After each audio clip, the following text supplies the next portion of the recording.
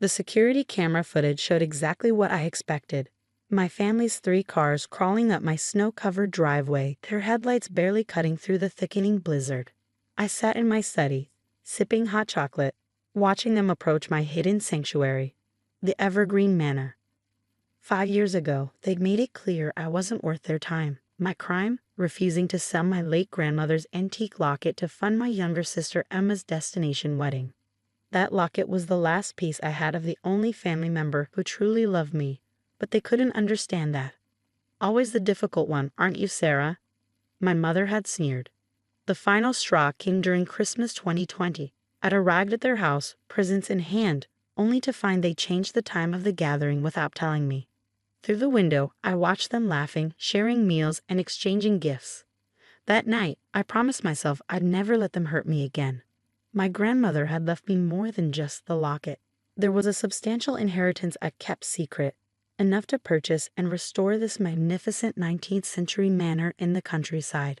While they thought I was struggling in a tiny apartment, I'd spent 3 years transforming this place into a luxury bed and breakfast, operating under a business name they'd never connect to me. Now, watching them approach, I straightened my emerald green sweater and checked my reflection. At 32, I looked different from the insecure woman they'd last seen. Success had given me confidence and peace had given me strength. The doorbell echoed through the manor. I took my time walking to the grand entrance, my heels clicking on the marble floor. Through the frosted glass, I could see their huddled shapes. Mom, Dad, Emma, her husband Tom, and their kids. I opened the door, letting the winter wind swirl around us. Their expressions shifted from desperate relief to shocked disbelief. Sarah? My mother gasped, her perfectly made-up face paling. Welcome to Evergreen Manor, I said smoothly, stepping aside. Please come in before you freeze. They shuffled in, tracking snow onto my imported carpets. Emma's twins, now 7, stared wide-eyed at the crystal chandelier and towering Christmas tree in the foyer. My father, usually so composed, couldn't stop gaping at the grand staircase. You work here? Emma finally asked, clutching her designer handbag. I smiled, enjoying the moment. Actually, I own it. All 15 acres, including the lake you passed on your way in. I gestured to the sitting room. Please, make yourselves comfortable. I'll have hot chocolate brought in. This is impossible, my mother muttered, following me. How could you afford this? Grandmother believed in me, I said simply. She left me more than just the locket you wanted me to sell. The sitting room, with its roaring fireplace and plush velvet furniture, showcased my success perfectly. Through the floor-to-ceiling windows, the snow had become a white wall. My mother sank into a chair, still processing. Dad stood by the fire, warming his hands, looking anywhere but at me. The roads are completely blocked, Tom said, checking his phone. The storm's supposed to last until morning. How fortunate that you found shelter, I replied, pressing a discreet button to summon Maria, my housekeeper. We have plenty of room. Emma's twins had discovered the Christmas tree's train set circling its base. Their delight made me smile. They, at least, were innocent in all this. Your usual accommodation fell through? I asked, though I already knew the answer. I bought that property last month specifically to close it for renovations during Christmas. The Pine Lodge closed unexpectedly, my father admitted. We were trying to find our way back to the highway when we saw your lights. Maria appeared with a tray of hot chocolate and cookies. The twins' faces lit up at the marshmallow top drinks, making Emma finally crack a genuine smile. Sarah, she said softly, this place is beautiful. For a moment, I saw my little sister again, not the woman who had helped exclude me from family gatherings. Thank you, I replied, keeping my voice neutral. As they warmed up and the initial shock wore off, questions began pouring out. How long had I owned this place? Why didn't I tell them? Was I running it alone? I answered selectively, maintaining my composure. Let them wonder. Let them realize what they'd missed by shutting me out. I'll have Maria prepare rooms for everyone, I announced, standing. The East Wing has the best views of the snow. My mother finally found her voice. Sarah, we should talk. I paused at the doorway, turning back to face my family. 5 years of holiday cards returned unopened. 5 years of blocked calls and ignored messages. 5 years of healing and building my own life. Yes, I agreed, my hand resting on the doorframe. We should. But not tonight. Tonight you're my guests, and it's Christmas Eve. Let's start there. As I left the room, I heard the twins exclaim over finding more presents under the tree. Gifts I'd wrapped just in case this moment ever came. Sometimes revenge doesn't need to be cold. Sometimes it just needs to be served with a side of hot chocolate and a chance at redemption. What they didn't know was that this was just the beginning of their Christmas surprise. The grandfather clock in the hall struck 9 as I finished my evening rounds. My family had settled into their rooms, each one strategically chosen. The twins were delighted with their room's hidden playroom, while Emma and Tom got the suite overlooking the frozen lake. My parents were given the room next to the library, the one with all the family photos they'd never seen. I stood in that library now, touching the frames that documented my journey. Photos of me purchasing the manor, restoration work, the grand opening. But most importantly, pictures of me with grandmother in this very house when I was young. This manor had been her childhood home, sold decades ago when her family fell on hard times. Buying it back had been my secret mission. A soft knock interrupted my thoughts. Emma stood in the doorway, wearing the plush robe I'd left in her room. "Can't sleep?" I asked, not turning around. "How could I?" She stepped inside, her eyes scanning the photos. "Sarah, is that Grandma's old house? The one she used to tell us stories about?" "The very same." I finally faced her. Grandmother left me the means to buy it back. She knew I was the only one who remembered every story she told about this place. Emma's hand trembled as she touched a photo of the library from the 1950s. The secret door, behind the blue bookcase. Is it still? Still there. I moved to the antique bookcase and pressed a hidden lever. The panel swung open silently, revealing a small reading nook with a window seat. "We used to hide you during summer visits," Emma whispered, tears in her eyes, "before they sold it. And now it's back in the family." I watched her process this information. "Though according to all of you, I'm not really family anymore, am I?" She flinched. "Sarah, about that. These past 5 years were educational," I finished. "I learned who I am without trying to meet impossible expectations." The door opened again, and my mother entered, looking smaller in her borrowed nightgown than I'd ever seen her. "I heard voices," she said, then stopped short at the sight of the photos. "Oh my God." "Hello, Mother." Recognizing the house now. She moved closer to the wall, her hand covering her mouth. "Your grandmother's home." "But how? Why didn't you tell us?" "Would you have cared?" I kept my voice level. "You were too busy with Emma's perfect life to notice mine." "That's not fair," my mother started, but Emma interrupted. "Yes, it is, Mom. We were horrible to her. Over a locket of all things." Emma turned to me. "I was so caught up in my wedding, in what I wanted. I never even asked why that locket meant so much to you." I pulled the locket from under my sweater. "Grandmother gave me this the last time we visited this house together. She told me about growing up here, about the secrets and love these walls held.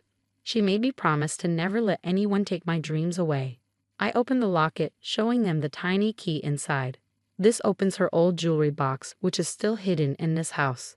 I found it during renovations." My mother sat heavily in a leather armchair. "She always said you were the most like her. Strong-willed, independent." "Difficult?" I suggested with a raised eyebrow.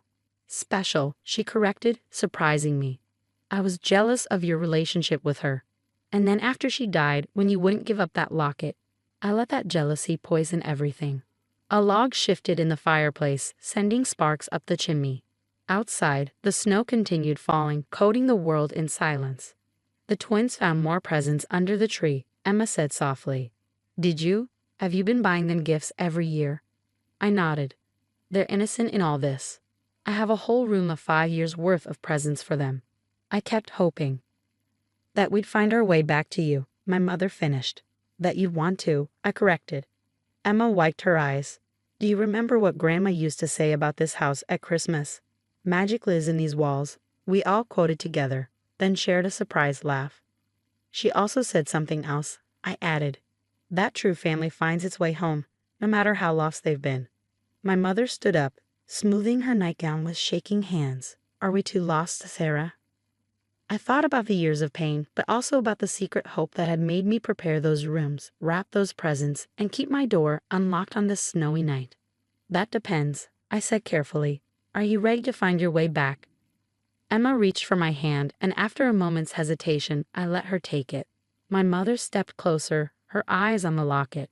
Maybe, I said. It's time I showed you what's in grandmother's jewelry box. She left something for each of us, you know. I've been keeping them safe, waiting for the right moment. As I led them up the hidden staircase to the attic, I realized that sometimes the best revenge isn't revenge at all. Sometimes it's creating a space where healing can begin, even if that space takes 5 years and a snowstorm to find. But the night wasn't over yet, and the biggest surprise was still to come. Dawn broke over Evergreen Manor, painting the snow-covered grounds in shades of pink and gold. I'd been awake for hours, making final preparations in the grand dining room. The table was set with my grandmother's china, each place setting perfect, just as she taught me. The jewelry box sat at the center of the table, its ornate wooden surface catching the morning light. I'd retrieved it from the attic last night after Emma and Mom had returned to their rooms. Some revelations were meant for the whole family. The twins were first to appear, still in their pajamas, eyes wide at the sight of the breakfast spread. Behind them, Emma and Tom entered, followed by my parents. They all hesitated at the doorway, as if unsure of their welcome. "Merry Christmas," I said, gesturing to the table. "Please sit." As they settled into their seats, I picked up the jewelry box. "Before we eat, I think it's time for grandmother's final gifts." My father spoke for the first time since arriving. "Sarah, we don't deserve." "This isn't about deserving," I interrupted gently. "This is about fulfilling her wishes." I inserted the tiny key from my locket, and the box opened with a soft click. Inside, nestled in faded velvet, lay 5 envelopes and several small boxes. I distributed them, saving mine for last. The twins received matching silver bracelets with their birthstones, though they'd been born years after grandmother's passing. How did she? Emma wondered, helping her daughters put on their bracelets. She knew you'd have children someday. She bought these before she died, trusting they'd find their way to the right people at the right time. My mother's hands shook as she opened her envelope. A delicate sapphire ring fell into her palm, along with a letter. This was her mother's ring, she whispered. I always admired it. Dad received her father's pocket watch and a letter that made him turn away, wiping his eyes. Emma found a pearl necklace she'd played with as a child, accompanied by words that made her cry. Finally, I opened my envelope. Inside was a deed and a letter I'd read countless times over the years, but this time I read it aloud. My dearest Sarah, if you're reading this with our family present, then you've done exactly what I knew you would. You've brought them home. Not just to this house, but to each other. The deed enclosed is to Evergreen Manor. I couldn't bear to see it sold to strangers all those years ago, so I bought it back secretly, waiting for the right moment, the right person, to restore it to its former glory. That person is you, my darling girl. But a home is nothing without family to fill it. Even when they hurt us, even when they lose their way, family is worth fighting for. Your strength isn't just in standing alone. It's in knowing when to open the door and let love back in. The manor is yours, but my final wish is that you'll make it a home for all of you again. All my love, Grandmother. Silence fell over the table, broken only by the twins' quiet munching of toast. My mother reached across the table, taking my hand. We were so wrong, she said softly. All these years we thought you were being stubborn about the locket, but you were protecting something far more precious. You were protecting her legacy, my father added, while we were too blind to see it.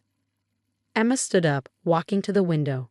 Remember how we used to spend every Christmas here as kids? The snowball fights, the sledding down that hill. The hot chocolate competitions, I added, smiling at the memory. Grandmother always let us win. Sarah, my mother said, squeezing my hand. Would it be possible to make new memories here? I looked around the table at my family, broken, healing, hoping.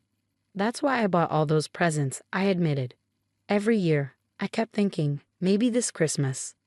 Can we open them now? The twins chorused, making everyone laugh. Soon, I promised. But first, I have one more surprise. I pulled out a stack of papers from a drawer. I've been working on getting the manor registered as a historic landmark, but with a special provision. It will always be a family home first, open to all of us. My father stood, pulling me into an unexpected hug. You're remarkable, you know that? Just like her. As we moved to the living room for presents, the snow began falling again, soft and gentle. The twins raced to the window, pressing their faces against the glass. "Look," they shouted. "Perfect sledding weather." Emma linked her arm through mine. "Think you could teach them the secret route down the hill? The one Grandma showed us." "Only if their parents join us," I replied, watching my mother already planning how to arrange hot chocolate for our return. Standing there, watching my family unwrap 5 years' worth of carefully chosen gifts, I realized grandmother had been right. Sometimes the best revenge isn't revenge at all. It's having the strength to keep a door open, even when it hurts. It's believing in the magic of second chances and the power of coming home. As the twins pulled everyone toward the door for sledding, their excitement infectious, I touched my locket and whispered, "Thank you, grandmother." They finally found their way back. And in the joyful chaos that followed, Evergreen Manor once again became what it was always meant to be, a home where family could heal, grow, and love again.